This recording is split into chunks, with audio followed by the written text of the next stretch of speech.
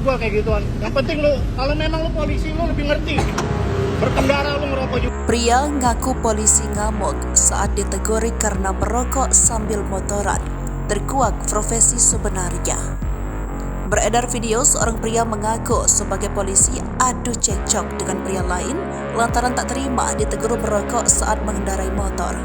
Pria lain itu menegur karena abu rokok pria yang ngaku polisi itu hampir terkena anaknya.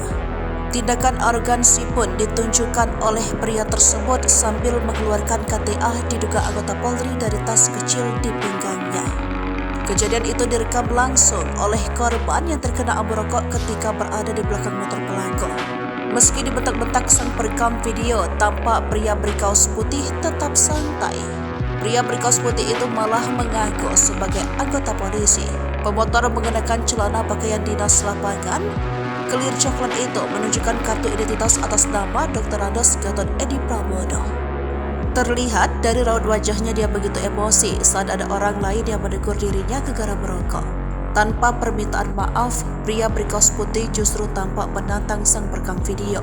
Namun setelah diusut UTA, mengatakan pelaku hanya mengaku-ngaku sebagai anggota polisi. Pada unggahan video lainnya, seorang pria mengenakan kaos hijau corak diduga atas pria mengaku sebagai polisi itu meminta maaf. Ia mengatakan kemungkinan anak buahnya itu sedang dalam kondisi pusing, sehingga meluapkan emosinya. Meski video sudah menghebohkan media sosial, kasus ini akhirnya berakhir damai.